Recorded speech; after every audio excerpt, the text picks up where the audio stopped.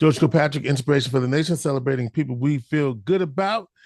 Well, from the East Coast to the West Coast, from LA's Leimert Park to the classrooms of the new school, Kobie Dozier is carving his own lane in contemporary music. His debut EP, For the People, is already turning heads and hearts. Now, I first met Kobie about 5 years ago. Before 5 years ago, we were just outside of COVID, and you were getting a scholarship from Uncle Will, and I was interviewing three promising young people who were on their way. About maybe 10 or 11 years old, and I was playing saxophone until my mom gave me a real one. So I've always had music as a central part of my life, and I continued to study that even in high school. And I was surrounded by a bunch of peers, black students playing music who really focused and made sure that they practiced and put their heart into their craft. And being surrounded by such talented people really pushed me to go to the next level and continue on studying this path as well. I've also learned that my family also has a deeper connection to music as well. My grandfather, he was a saxophone player as well. So, I feel like it's kind of just passing down the torch in a way. So just being able to continue playing and studying and learning and just giving back to the community through music is something that I've just enjoyed doing. And you're coming east for your studies, right? Exactly. Don't you, Kobie, what does scholarship mean to you? The scholarship means a lot to me, hearing about Marcus Garvey and just hearing about his activism as well from my mother. She's been very active and she's been doing a great job educating me about Marcus Garvey and his whole ideas as well. Just being able to receive scholarship funding to continue my studies and learning more about him as well. It just means a lot, being able to have the opportunity to just have my name be a part of this whole legacy.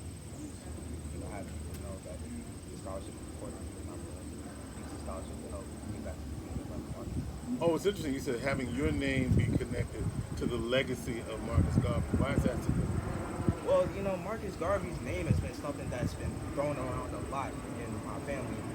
My mom, she's someone who's really made it a very important emphasis for me to know our black leaders. And, Marcus Garvey's name was one of them. And, a lot of the times when we're studying these people, it's not all the time that we really think that, wow, I'm going to be connected to this name. And, when I think about this, like, oh, this foundation and idea of like Marcus Garvey is giving back to me, it's like, wow, I really made it far. So just knowing that my name is connected to that is something that So I'm excited to tell our audience. So what happened to Kobie and what's he been doing since we first met him about 4 or 5 years ago in Syracuse, New York. But Kobie, first, welcome to Inspiration for the Nation. So glad to see you back in the place to be. And I was just saying to you that one of the you play the saxophone, and this is your first EP project. You grew up in LA, or you're born here, but then you moved to LA. So tell me about growing up in LA. Yeah, growing up in Los Angeles was very interesting for me. I was surrounded with a decent amount of like black people in my whole entire circle. A lot of my best friends, we all grew up doing a bunch of stuff in sports and arts and music. But growing up there, it shaped a lot of my character, really, especially during the time when I was getting older. I went and frequented Leimert Park, and that's when I really started taking up music a lot more seriously. Because Leimert Park, if anybody's not aware, is like one of the biggest black spaces in Los Angeles, California. So growing up there, I went to this place called the Fernando Plum Community Arts Center, and there I saw a lot of my peers who are a little bit older than me, guys who were like freshman or sophomore in high school. I'm like a seventh grader at the time, playing jazz music at a pretty high level, compared to where I was. So that really inspired me at the time, just seeing like people not too much older than me play and that just fueled me to keep staying in performing arts. And I was just always surrounded by, brothers and sisters who always took the music and the arts seriously in Los Angeles. I think anybody who's in Los Angeles and doing anything music related in a professional field, you got to have a level of drive and grit to like just make it. Cause everybody thinks of LA as kind of like, more of the film capital. Everybody's there to like be influencers. People aren't always checking out musicians from LA like that. So we have to make our own. So we have to carve our own lane and, make our own legacy. So just being surrounded by people my age doing the thing always just kind of just played a role in me molding myself into the musician that I am today. Yeah, and one of the and of course Leimert Park, I call it the cultural hub as you just described it. I've been there. In fact, every time I go to LA, I try to make sure I go to Leimert Park, and there's always something going on. As a matter of fact, I believe it was 2018. I had a chance to visit Leimert Park for the Juneteenth festival. I just happened to be there during that time, and I don't know if you know this, but my son lives in LA, so we're always and he's in the music scene. I'm wondering if you guys ever connected at all. But you talked about in our interview back then, about 4 years ago, about how you started with the saxophone and your mom gave you, you said not a real one when you were about 10 or 11. Tell me that story. Yeah, so pretty much my mom, she got me a toy saxophone. I believe it was from the Hollywood Bowl, because around the time I used to always just walk around in like the Hollywood Bowl, they have these big steps in between like where you're supposed to sit. And I used to just walk around with the little toy saxophone that she had during like any like concert that's happening, pretending that I'm playing saxophone with the whole, band that's going on there. I always just love just being in that environment, sharing like music with others and just having fun. So I always felt drawn to the instrument, especially like when I got a little bit older. She tried making me start a bit on piano, but I was like, Mom, I don't want to play the piano. I want to play the saxophone. I want to play the saxophone. And then, eventually she just caved in. Well, not even really caved in. She just like, I see how serious you are about wanting to do this. And so she gave me my first little saxophone and signed me up for the conservatory called Southeast Symphony. And from there, I got the proper music training to just keep going. But yeah, like that toy saxophone was everything, because before that, who knows? Who knows what I would have been playing? Maybe I would have been playing like guitar or something, or bass. But I feel like this is the instrument for me, especially since I recently found out not too long ago that my grandfather was actually a saxophone player as well. I didn't know this at the time because he passed way before I was born. But it was kind of a thing about legacy. My middle name is Namdi. It means like my father lives within me. So my mom kind of put that name, or gave me that middle name, thinking of like, her father. And there's been a lot of resemblances that I wouldn't have known between me and him, such as me, loving baseball, him loving playing saxophone. And I think I'm just kind of embodying that part of my name now. So, yeah. So what's the East Coast connection? When you say the East Coast connection, do you mean like just like what's drawn like? So did you lived here and you lived there. So when did the transition happen? The transition officially happened when I went to the new school for 4 years. All right, so you didn't live here before you actually went to the new school. No, I was born in Syracuse, New York, but I moved to Los Angeles when I was very young. So I didn't really get to get the East Coast connection until I was a bit older. Got to really experience life independent here. All right, so you Syracuse born but raised in LA. All right, so here we go. So how did growing up between those two worlds shape the sound you hear today? We hear yeah. Oh, my your bad. sound. Yeah, your sound. Yeah. Yeah, so a lot of the things with the music that I play, I always kind of have the energy of like, family and spirit and fun with everything that I do. Coming to New York, and like specifically Syracuse, especially when I was younger, was always just a great way for me to connect with family members that I haven't seen all the time, and just really just hear about the experiences. Because being in LA versus being in Syracuse, it's like night and day, man. You got snow, sheets of snow. It's super cold, and just like the entire lifestyle, just being from Syracuse versus being from LA is like completely different. But being able to hear the perspectives and just the lineage that I come from, being from having family out here, has given me a lot more perspective about what I write with the songs and the lyrics that I put in, and even like just kind of the chords that I use in the music that I'm using. Like I always felt that I always wanted to connect a little bit of my home out here with my home of Los Angeles.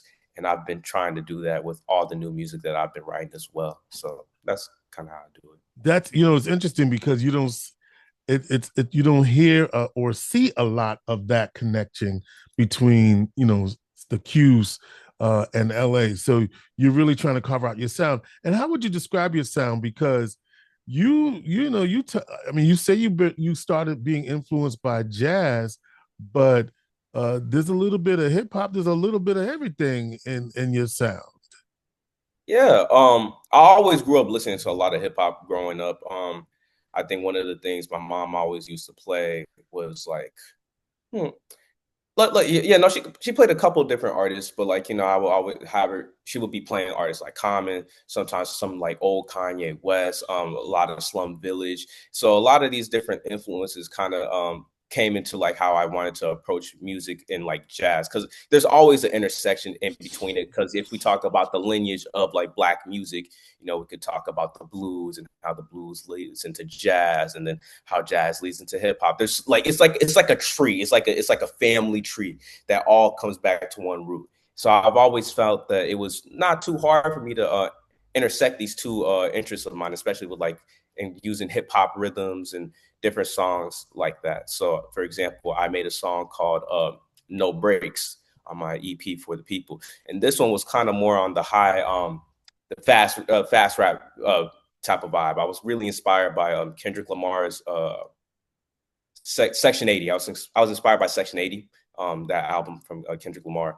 So that album really just kind of impacted how I wanted to start approaching the rhythms and the chords that I was using in my music. And I had another friend, his name is Aman. He's a rapper from Los Angeles as well. And I felt it was a good way to kind of just mix that West Coast vibe with a little bit of the East Coast vibe and have jazz and rap and just kind of have it all kind of mashed together, because jazz rap it's still happening. Like, I think especially after 2015, that's when it really started to pop off a lot more. But I feel like we're kind of moving past that. So I wanted to like let's reel it back in. Let's see what we could keep doing with this type of vibe. And I'm experimenting with that a little bit more on my new album as well. So We're yeah. talking to Kobie Dozier. His new EP is called For the People. It's out right now. Check it out on Spotify. As a matter of fact, you talked earlier about your playing in the LA scene in Leimert Park. And in your background, you talk about working with folks like Ricky Washington and Reggie Andrews. Who are they in the LA music scene, and what lessons from those early days still stick with you now? Yeah, Ricky Washington, he is one of my first teachers. He taught at Southeast Symphony, the conservatory that I played at. He, in terms of like the Los Angeles community, what he's done, he's taught a plethora of students in the entire community. And one of the main things I learned from Ricky was mostly just discipline and just having fun with the music that we're doing. I feel like a lot of times we of course we're supposed to take ourselves seriously and take the music seriously and study the lineage and make sure that we're focused on what we're doing. But a lot of times we could kind of get too stressed out about what we're doing. And then he was always trying to encourage me to just have fun, like, of course, study, practice, and do the best that I can. But once I'm already done all the preparation, it's just about going out there and letting things just unfold how they're supposed to unfold. He also told me that the main thing I remember him telling me was that my instrument is like my ticket around the world. He was telling me how, his son, Kamasi Washington, he's one of the most popular jazz saxophone players outside right now that people pretty know. He's done a lot of different collaborations, but he got to travel all over the globe playing jazz saxophone everywhere. And I remember I was about 14 years old, and he was telling me about how Kamasi, after he put in a decent amount of work and was having a lot of fun with it, he was able to go all around the world. He specifically like pointed at my instrument and said, "This is your ticket. If you keep doing what you're doing right now and you keep working hard, this is your ticket to get to any place you want to go all around the world, and you can get paid for it. You can have fun, and you could do whatever you want music wise, and you could just create. The possibilities are endless." So with him, that really just spoke to me, and I've seen it like in real time. I've gotten to travel to places like the Panama for the Panama Jazz Festival. I've traveled all around, the states, playing music around in different jazz festivals. So that's definitely played a role. And with Reggie Andrews, he was one of the more influential jazz teachers as well, especially in Leimert Park. He was one of the main members who was also cultivating students in the Fernando Polo Community Arts Center. He played a role in just, making sure that everybody was staying disciplined with what they were doing as well. And he was also just giving a lot of students the real about the music industry and about how to get in there, what we need to do, how you need to hustle, how you have to think outside the box. He was really like emphasizing thinking outside the box. And I think another person who could kind of talk about that is like Terrace Martin. But yeah. Have you now? I'm thinking, Kobie, have you connected at all with Joakim Joyner?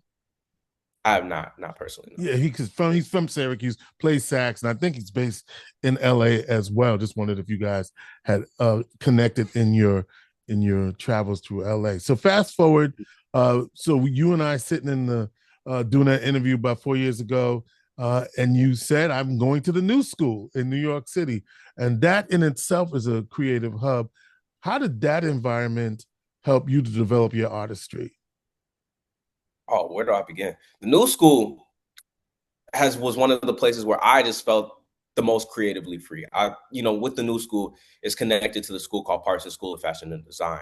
So with this school, I was able to connect with a bunch of students in a whole bunch of different fields, and that all kind of intersected in between my artistry in terms of my brand, my visual identity, how I wanted to approach, just the music that I was playing, and my peers as well. I was surrounded with a lot of peers who gave me a bunch of different perspectives on the music that I was doing, and really helped push me to start writing my own music seriously. Because prior to that conversation, I wrote music sparingly, but I never really felt that I was quote unquote ready to start making the next endeavor towards starting my career and taking it more seriously. But at the New School, I was able to create my own organization for Black students called Black Artists Unified. I was able to get almost all the Black students that were involved in the music program involved in this program. And we made I had to write the arrangements. I had to do the band organization. I learned skills about event planning, networking. I got to collaborate with one of my best friends. Her name is Carolina. She was one of the main people who was helping me with graphic design, visual design, photography. I learned so much about just what it means to also be an entrepreneur as a musician at the New School, mainly because one of the things that I just found out, like with a lot of jazz musicians around my age, is that we don't market ourselves enough, or some of us don't know how to market ourselves or really just stand out.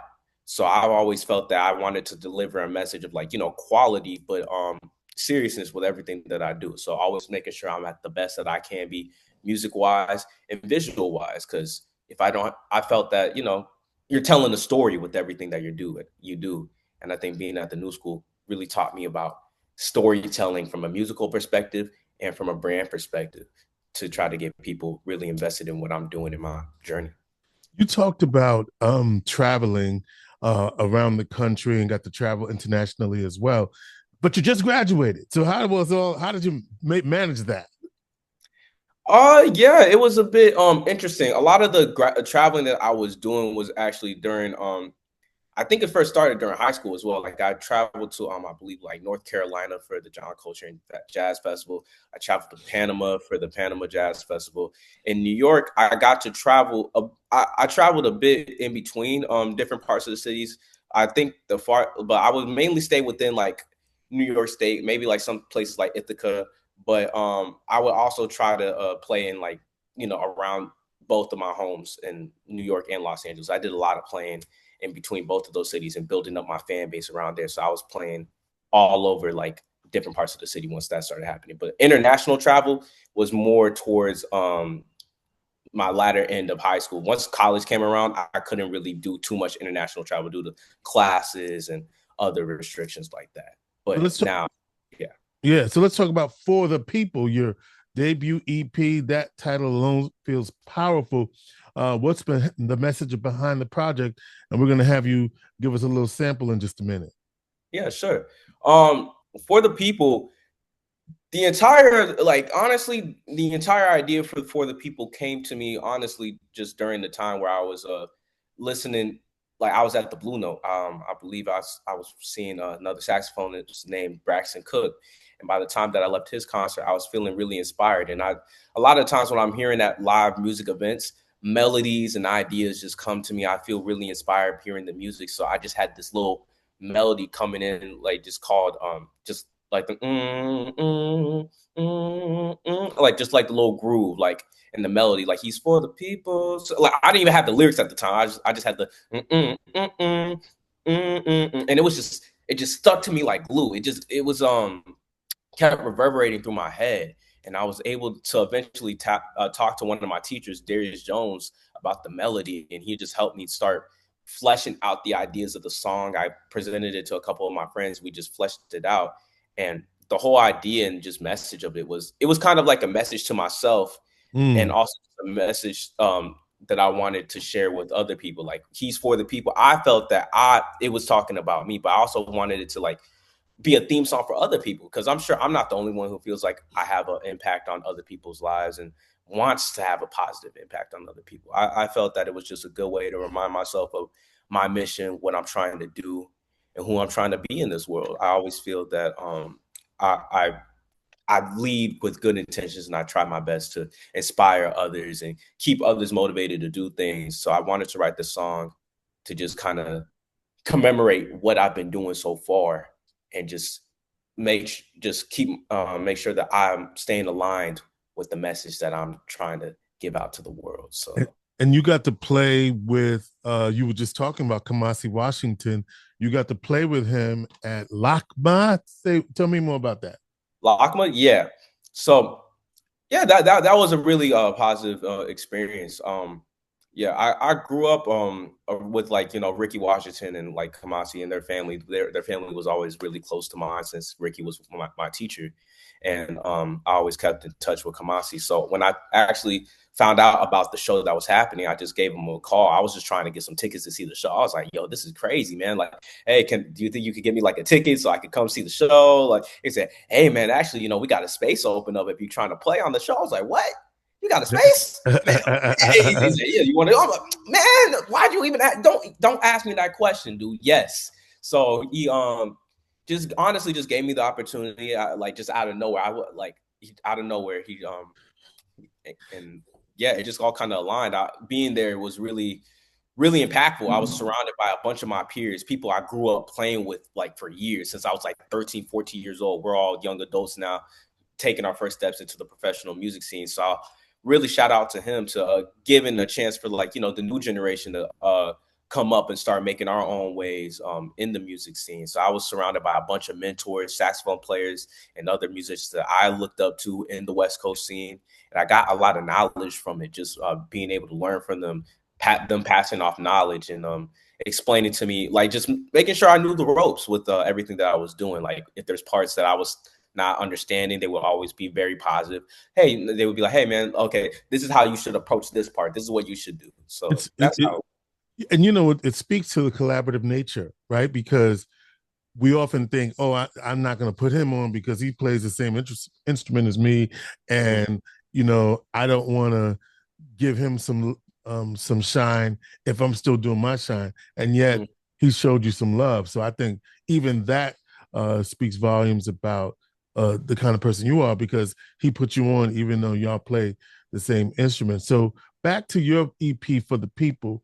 Which track means the most to you, and why?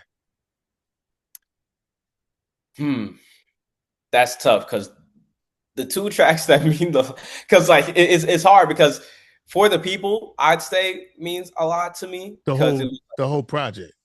No, the song, the single For the People, yeah.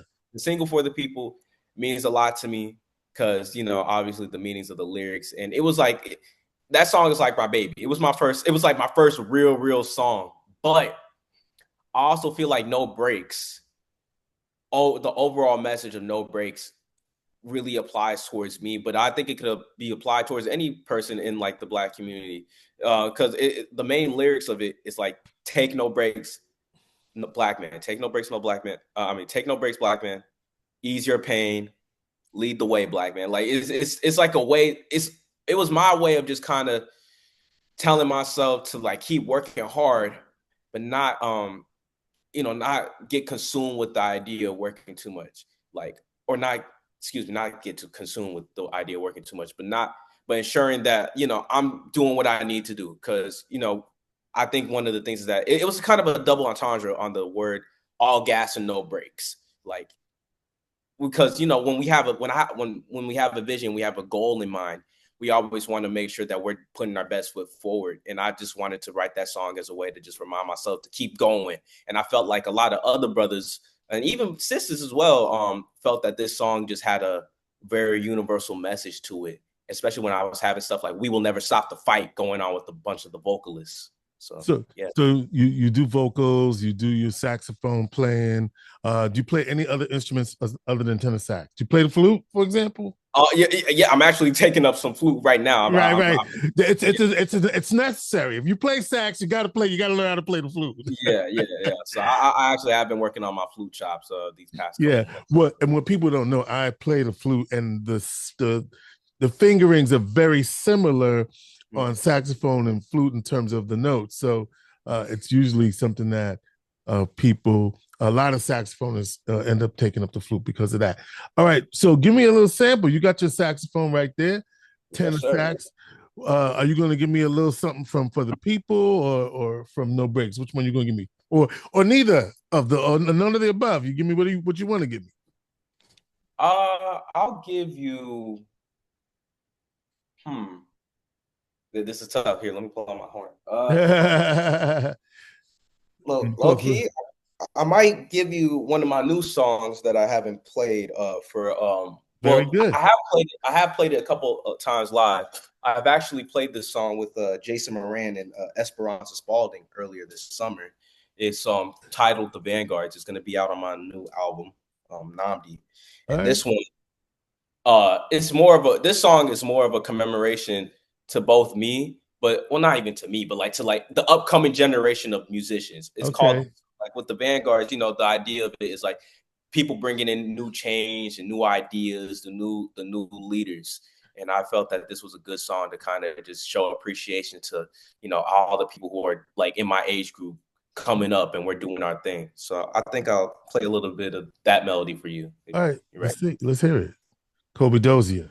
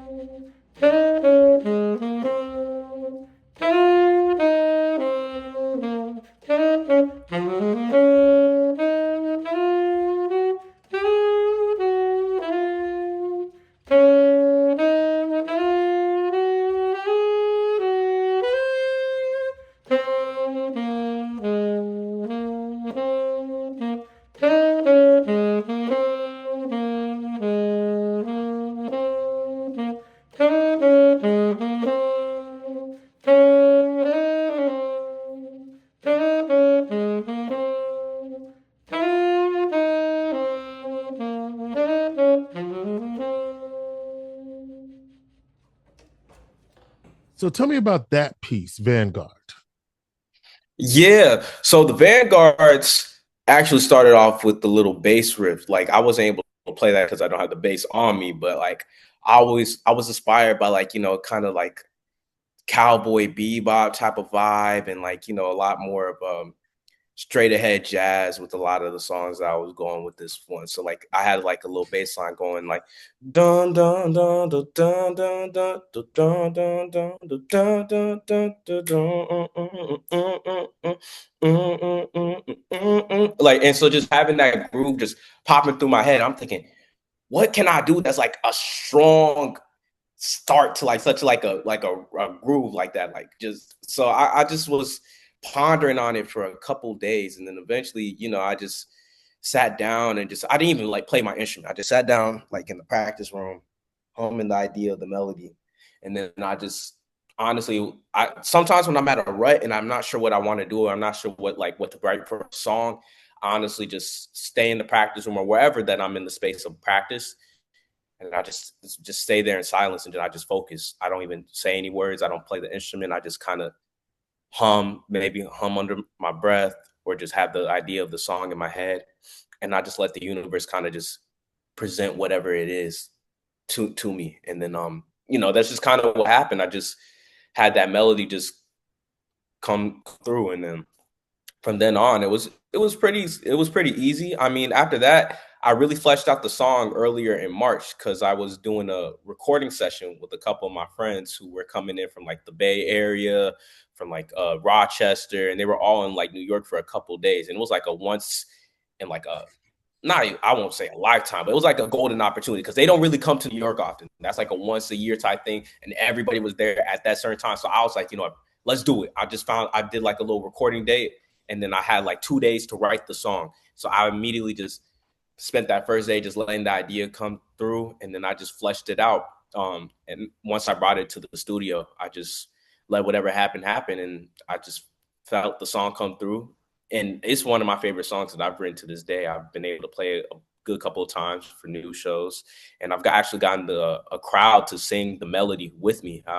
Like when I did a show at the Underground Museum with Jason Moran and Esperanza Spalding, like towards the end of the set, I asked them like if they would be down to like play my original song, and they were like, "Yeah, let's do it." And they did it. And then Jason like encouraged me towards the end of the set to like, yo, you got to make these people like sing the melody of the song. It's really good. You should teach them. So I was just encouraging the crowd, like, we're gonna sing the melody. We're gonna sing the da da da da. Y'all gonna sing it with me. And then everybody was really positive and encouraging, and it was a really transformative experience. So that's really what kind of made me feel magnetized with this song, like just how it was able to connect with a lot of people and just how fun it is for me to play it. You recently concluded your For the People tour, and I wanted to ask, because you're bi-coastal, right? You got your New York vibe. How are you making your inroads in the New York City scene, which is a hotbed of jazz, right? LA, you got to find it a little bit more, whereas in the city, right? Blue Note, all of the different clubs in the Village Vanguard, these sort of places. What are you seeing there? Like, what am I seeing in terms of like playing, or like what do you mean by like the vibe of New York, having that blend right now, because you've spent so many years, especially going to school here on this side, and also being in an environment that appears, now you tell me if I'm right about this, more accessible to jazz than maybe on the West Coast.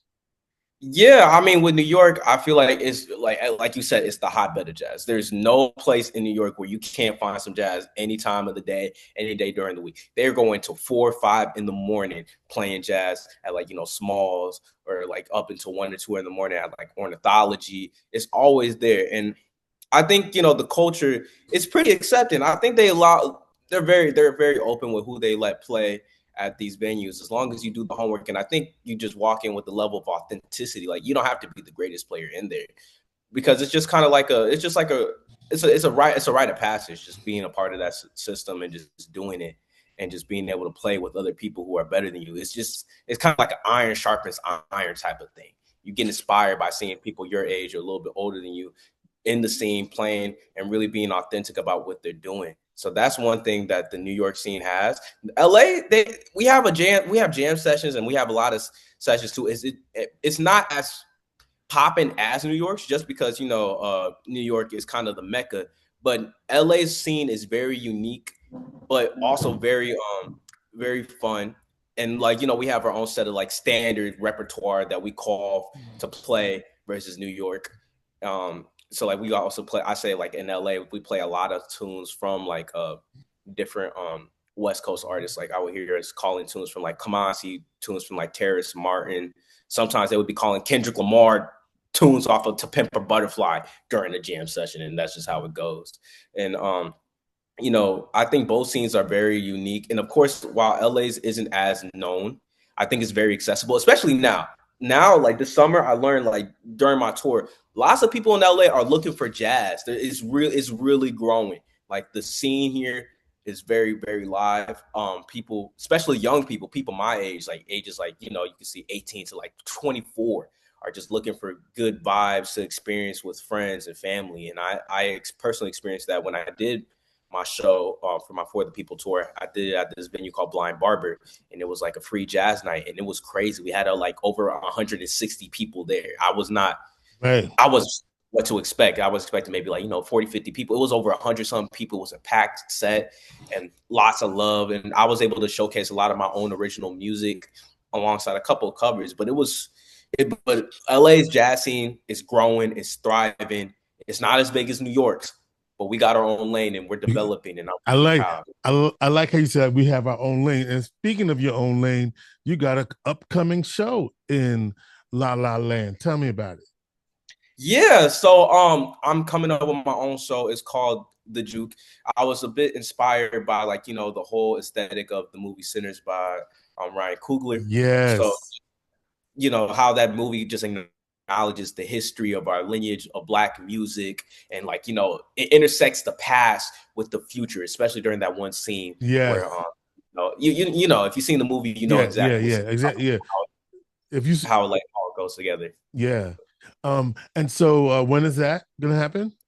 That is going to be happening on October 30th. It's going to be at Porter Street Studios. This is a pretty big venue. This is actually, I think, the biggest venue that I've been able to book as myself for a headliner. So I'm really excited. This band is going to be comprised of people that I know from Los Angeles, and my vocalist from New York is actually going to be flying out for this show as well. Her name is Maya. She's probably one of the most slept on but best singers I ever met. I can't lie. So it's going to be an amazing show. I'm really excited. I've spent a lot of time writing the music and writing the arrangements. We're going to be playing some jazz renditions of some popular songs that, if you grew up in the household, some songs, you got to clean the house on Sunday. Your mom putting on the radio. Like, we're going to be, you going to know these songs. You going to know. So this is October 30th at the Porter Street Studios. Yes, sir. And finally, you said that you want to be a musician with presence, a musician with a message of self-determination and unity. That's your goal, to be a musician with presence, with a message of self-determination and unity. So what does that look like for you right now? And how do you want your music to move people as you anticipate your new release, which will be dropped when? I'm aiming to have it dropped in summer 2026. Bet. Okay, so that question about musician with presence, with a message of self-determination and unity. Yeah, I'll go into like the three parts. We'll start with presence. Presence for me means going into any space with a level of authenticity and just, purpose. I think that's one of the things that I want to do with my presence. I want people to feel warm. I want them to feel welcomed. I want them to feel inspired. I want them to feel like they had fun with any of the shows I did. Of course, everybody's shows are different in terms of the vibe that they want to bring to their crowd and their audience. Some people like it kind of quiet and more of like a ritualistic type of process. Some people want it to be very spiritual. For me, I want music is spiritual. Music is fun.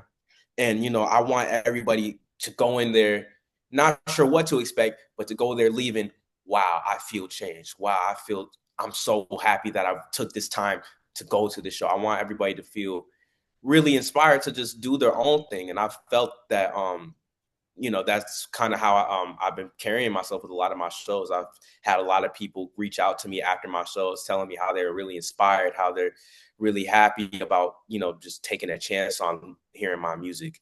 We're talking about, if we're talking about presence, if we're talking about self-determination is mainly just perseverance for me. Being able, when things don't go exactly how I initially planned them to be, being able to not give up, and being able to be flexible and adjust and, persevere is how I've been moving with self-determination. Because the one thing I learned so far, just as an independent musician, the game plan or like the blueprint that you gonna write, 9 times out of 10, it's not going to line up 100% how you thought it. You're going to have to think of workarounds. You're going to have to think of alternate sources. You're going to have to think of like creative ways and ways to adjust for the unknown. The unknown will happen. Life will happen. And being self-determined means you're not going to let anything that would change the initial trajectory, and being able to adjust and being able to never give up. So I've always carried that with myself. With self-determination and unity, that can mean multiple things for me, but like unity, I say really just getting people together and rounding them up and feeling the sense of same, like, synchronicity. I say synchronicity with in the space that I'm playing music in. So feeling like I'm uniting a lot of different people from different backgrounds, all for one similar purpose. And that's kind of also ties into like for the people as well. Like, you know, if we're talking about me being for the people, what am I doing for the people? How am I giving back? Like, because what does it mean to be for the people? You know? And of course, that's a question that I'm still working on finding the answer to, but I've been trying to do my best to walk in that purpose of being for the people. Like, for example, I did my EP release show, the For the People EP release show back in February. And this was around the time Los Angeles was going through the wildfires. Oh And what I yeah. did is, yeah, so during that time, that was my debut show. But what I did is I donated like more than half of the proceeds to the from the show towards Los Angeles fire relief efforts. I collaborated with the brand Union Los Angeles, and we made specific shirts for the show. And half of the proceeds from those shirts that we sold at the show went towards fire relief efforts as well. So, you know, I tried to donate towards families that lost their homes, like Altadena and the Palisades and a bunch of different communities. And I felt, you know, that was just one way of being for the people. I've always been trying to, you know, donate to different causes and people in need, because there's lots of people in need and lots of different tragedies going on in the world. So being for the people, I think it's just being the best person that I can be, being the most helpful person I can be within what capacity that I have and what reach that I have right now. And we go back to that first time we met, the influence of the Black Lives Matter movement at the time, and how even right now for the people may even have more resonance, since it seems as though the movement that was created then is all but dissipated, not dissipated, but the energy behind that movement is being attacked by the current administration. So the messaging and the commitment that you have is even more important now. And let me ask you this: are you a full-time musician? Do you have a little something on the side that you have to do to keep the heat lights on? I'm a full-time musician. Right now I am still working on a couple of different side hustles. This includes, like, you know, posting on different social media platforms and doing a bunch of videos regarding that. And I'm actually working on doing an education gig as well. I'm trying to teach a course on actually music business, like intro to music business from you know, a younger person's perspective. So I'm working on getting that course kind of finalized. But with that course, I'm trying to teach people, you know, within like 9th to 12th grade, just different perspectives on approaching like entrepreneurship as a young musician. Because, you know, I felt that during college, the teachers who were trying to teach us about the current landscape of music now don't necessarily understand what the current landscape of music is. They're not in the field anymore. They're tenure professors. They've been there for years. They already have a steady check. They're not actively trying to create or try to survive in this new market. And I'm not trying to like throw shade or bash anybody for that, but, you know, I want to give people my age a fresh perspective on how to approach it, especially in New York. How do you reach out to venues? How do you market yourself? How do you get word out? How do you sell tickets? How do you get people invested in you and your vision? How do you build a team? Because that's one thing I also really learned. You need a team. Like, there's no one man show. There's always people who are helping you carry things. So I'm not saying you can't, you know, carry a lot of the weight yourself, but you got to delegate responsibilities. So how do you delegate those roles? Who do you find your team? How do you find your circle? So I'm working on finalizing that course as well. But yeah, that full-time musician, trying to work on part-time teacher, other different things, you know, just hustling, man, just trying to, you know, Every day I'm survive and thrive. hustling. Yeah. Listen, Yes, Kobie sir. Dozier, saxophonist, look for his current EP is For the People, working on a new project as well. Check him out October the 30th if you're in LA at the Porter Street Music Studios. And what is the price for that? $20 for the early bird tickets. But once we sell out the early bird tickets, the most it'll probably be is $25. You can also buy them at the door, but you know, Perfect. early bird, get them while they're cheap, you know? So to my LA peeps, check out this young brother doing East Coast and West Coast, and we wish you well with your music. And it's kind of like, where are they now? From sitting in that interview in 2021 to where you are now, doing the thing that you said you wanted to do. We're proud of you, and we wish you much success in the work that you're doing. Thank you, George. I really appreciate it. Thank you so much for having me on your platform, and thank you for the time, man. It's a blessing to be here. So I'm really grateful. Celebrating people we feel good about. This is George Kilpatrick, Inspiration for the Nation.